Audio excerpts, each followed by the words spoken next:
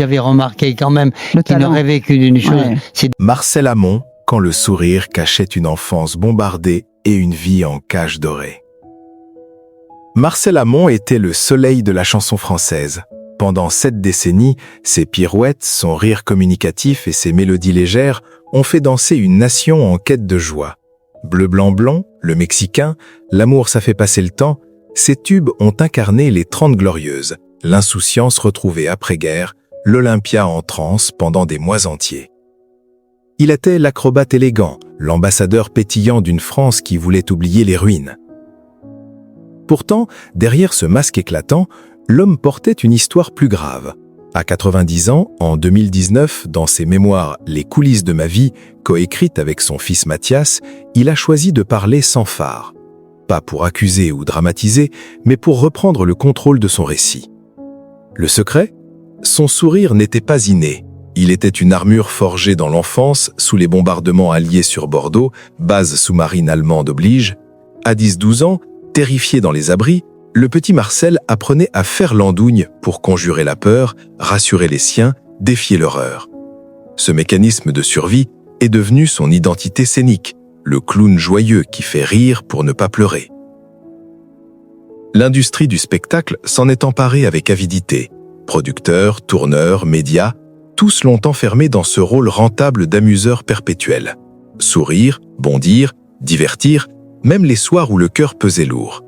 Pas le droit à la mélancolie, à la fatigue, à l'évolution artistique. Les cadences infernales, les tournées sans répit, l'exigence d'être heureux en permanence ont vidé l'énergie vitale.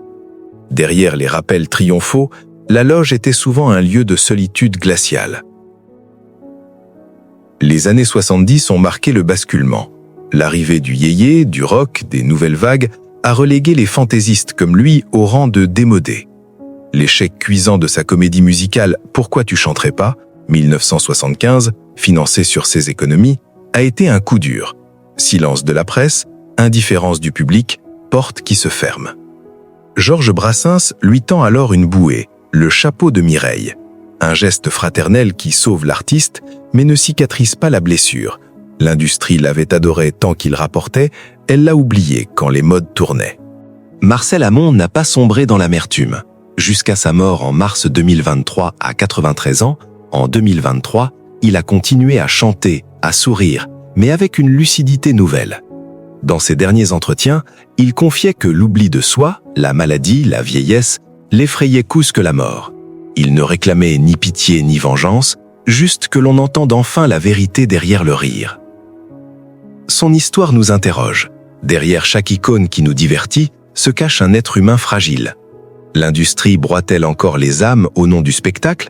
Sommes-nous prêts à écouter la complexité des artistes au-delà des paillettes ? Marcel Amont, en déposant son armure au crépuscule, nous offre une leçon de dignité. Le vrai courage n'est pas de sourire toujours, mais d'oser dire quand le cœur est lourd.